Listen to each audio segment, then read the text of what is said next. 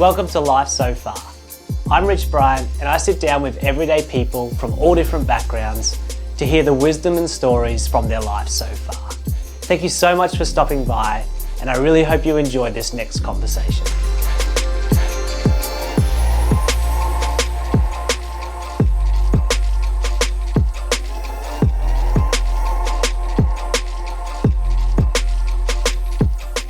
Jordan, thanks so much for chatting. It's an absolute pleasure to sit down with you today.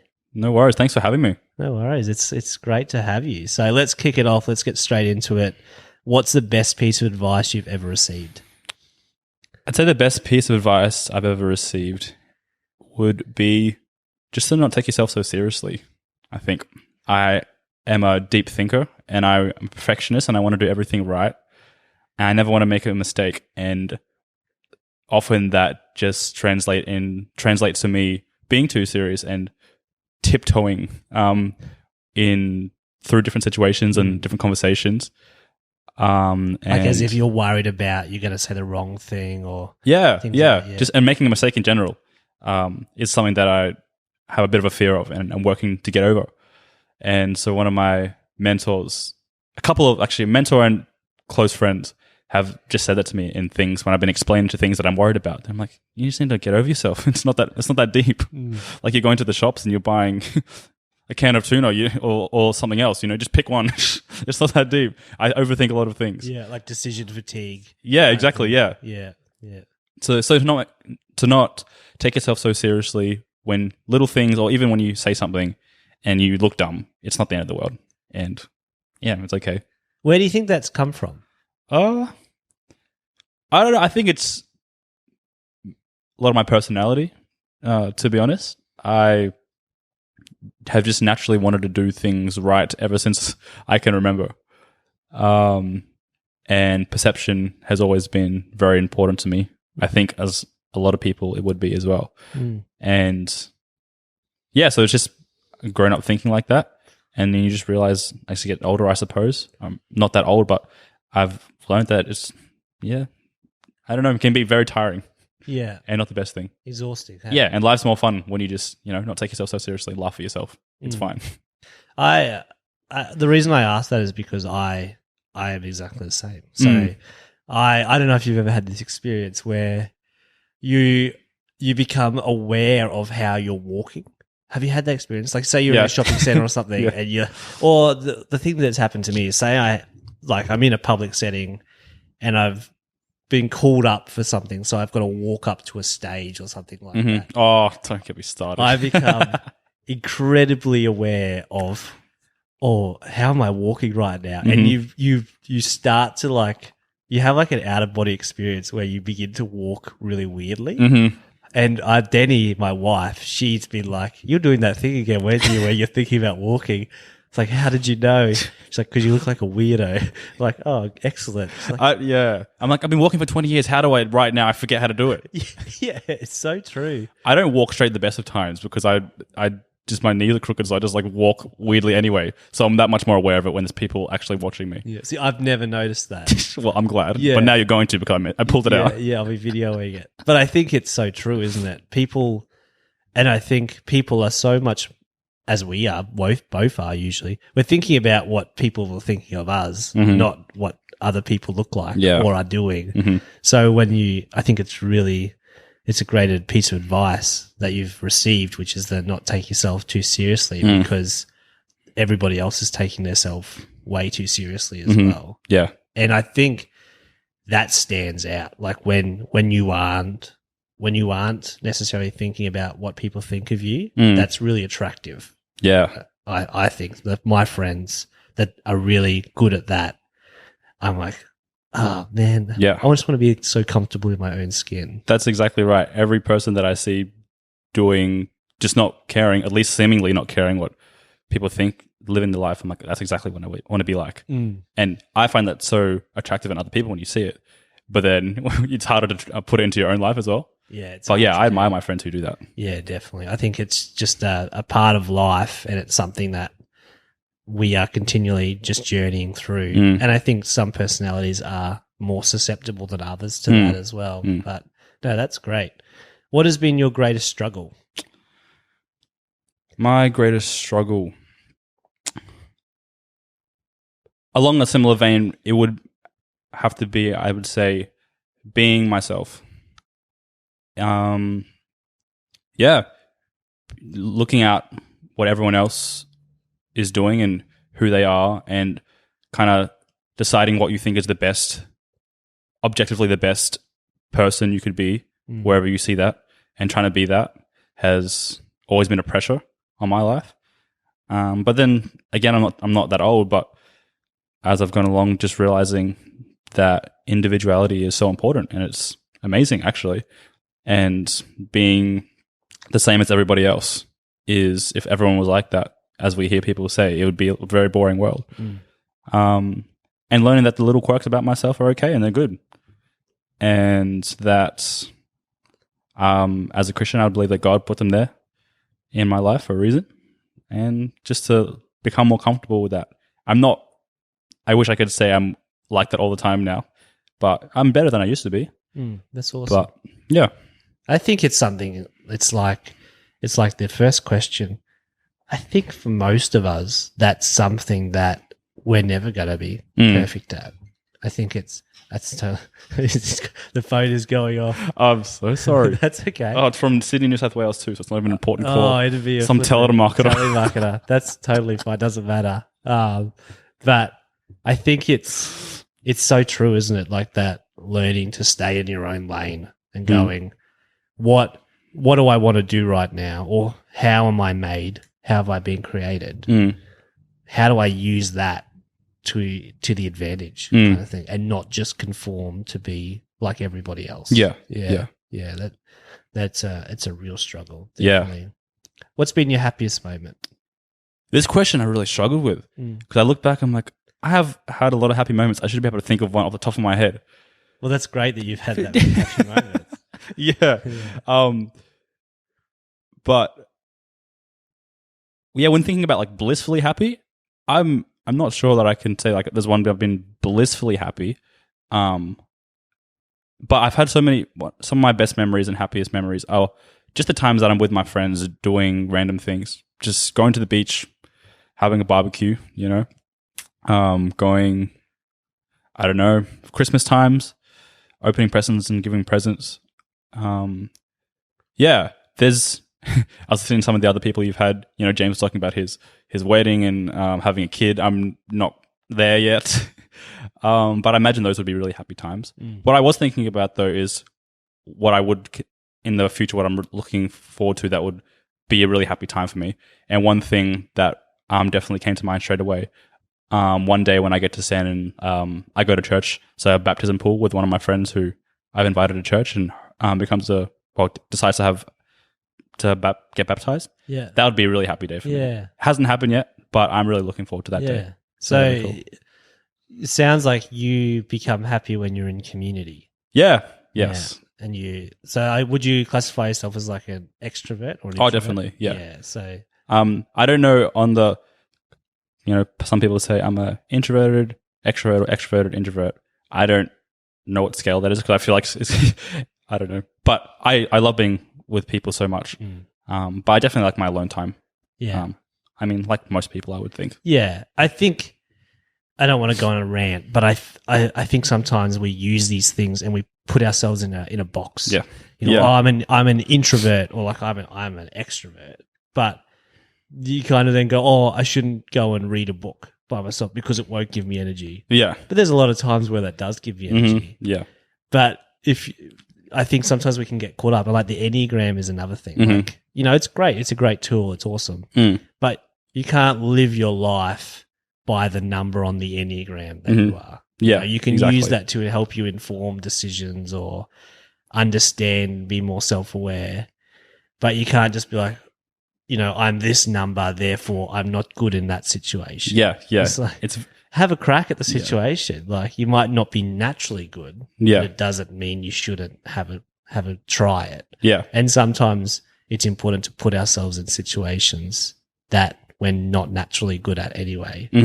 to grow and to learn. Exactly. So In the spirit of not going on a rant, I won't say too much other than that, but I agree 100%. And I could definitely go on a rant about that. Yeah. I'm very passionate about that. Maybe so- that'll be the next podcast episode or something. Yeah, please. We'll have a part 2. I'll just start my own one and just call it rants. Yeah, I reckon that could take off, actually.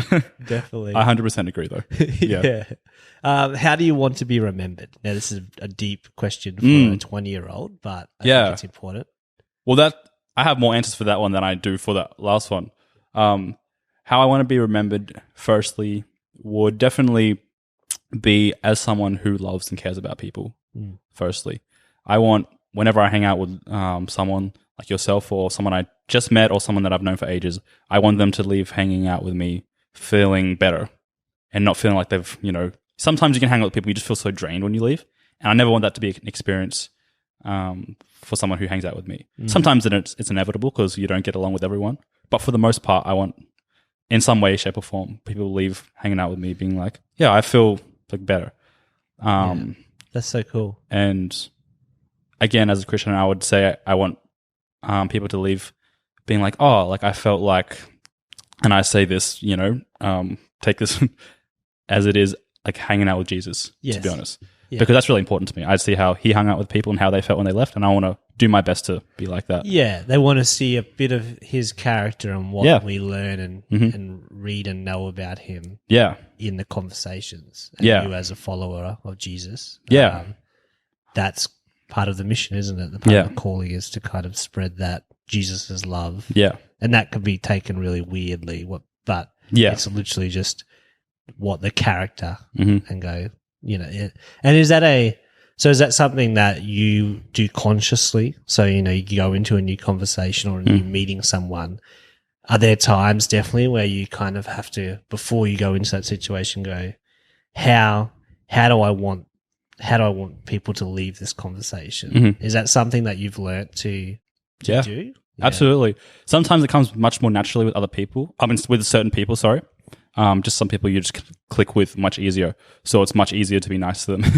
Or not even just nice, but just loving towards them, because I think that's different. But yeah, sometimes it's definitely a choice that I feel like I have to make, because if you're having a disagreement or having a controversial conversation, I still want to show that to people. Yeah. And even if it's not in words per se, or just in my, my countenance with people. I mean, I was driving on the road yesterday and this big truck cut me off and I really felt like giving him the finger as I went past. But I chose not to, because I'm like, it's okay, what I want to be remembered as is something that is exactly that, as I just said, but that I have to choose that sometimes, not just feel like it. Exactly. But yeah, it's definitely a choice sometimes. Yeah. And also that truck driver, he's probably not going to remember. It's not going to make a difference. Exactly. One kid in a car that he's just cut off. He'd be like, especially because his truck is like this big, and I would drive a Hyundai i20 as well. He probably wouldn't be able to even see me. No, you didn't exist to him. I'm still mad about that. Yeah, that's really great. I don't know if there's any other word besides self-awareness, but that's, for someone so young, that's a great mindset to have, kind of being, intentional about going into a conversation or into a relationship, a room, and going, how do I want to serve the other person in this? Because essentially that's what you're doing, right? Yeah. By ensuring that you are showing them the character of Jesus or those qualities and whatever. There's plenty of people who listen to this who aren't Christians, and that's totally fine. Yeah, whatever way you want to interpret that, nice qualities, you're serving that person, because and that's so rare, I think, nowadays. But I think it's just the key. Like, it's the key to getting along with people. They talk about in like businesses and things like that. If you can go into a business meeting with the mindset of how can I serve these people, most of the time you're going to get a better deal out of it anyway, because you've got a relationship now with these people. Yeah. I can't remember who we were talking about in one of the other conversations I had, but this whole idea of like nice guys finish last is just so false. Like, I don't know where that came from. Yeah. And maybe it is in some circumstances, but I wouldn't say that they're healthy circumstances. Yeah. So, exactly. Yeah. The other thing I would say that I want to be remembered for, or just is to be someone who just worked really hard and to give his all to whatever he wanted to do. Yeah, I'm not going to be the greatest at everything, but whatever I choose to do, I want to be good at it, and I want to give all my time and energy to that to do it well. Yeah, that's so good. It's just that you bring excellence to what you do. Yeah, and the excellence is in the effort and the work ethic, not necessarily the result, but you're going for that result. Yeah, absolutely. Which is all you can do, isn't it? Yeah, you got to try. do that enough, you'll find something that you do bring excellence to, which I think from somebody who's seen you from afar or in close as well, you do bring excellence to a lot of things. So I appreciate that. You're definitely doing the right thing there. I appreciate but that. it's a good mindset to have for your entire life. Yeah, so, for sure. Yeah. Last question. If you could give people watching or listening a piece of advice, or what was the other word I was going to say? I don't know what the other word is I was going to say. Piece of advice, or not inspiration. Doesn't matter. Piece of advice, what would it be? It would be that you can learn something from everything. There's not a situation that you are part of that you can't learn something from if you choose to have a learning mindset or learning spirit or whatever you call it. I think we can shut down a lot of opportunities for growth when we go into situations where we're like, oh, I'm familiar with this or comfortable with this, or I know what's going to happen here, so I can't learn anything from it. Even if you're going to the same job you've been at for 20 years, you can still learn something new every day if you choose to be looking for things to learn for. And we can get, that's why I think there's people who are 30 years old who don't know some things that maybe like a 15-year-old would know, because somewhere along the way they chose that they can't learn that thing or have chose to ignore a learning opportunity. Definitely. Yeah. But yeah, just take every opportunity to learn, because life becomes so much bigger and richer when you do that, and it just becomes more fun. And again, I guess along the same vein about not taking yourself so seriously, just saying when you don't know things. People can pick up really easily, I think, when you don't know what you're talking about and you're trying really hard to look like you know. Yeah. So just say, I don't know. And if the person knows more than you, listen to them. Yeah. It's, I guess linked to that would be just drop your pride. Yeah. Because you learn so much more when you do that. Definitely. That's so good. There's I can't remember who said it, but I think someone said the key to conversation is to always assume that the person you're talking to knows something you don't. Mm-hmm. That's cool. Yeah. It's so true. Yeah. And I'm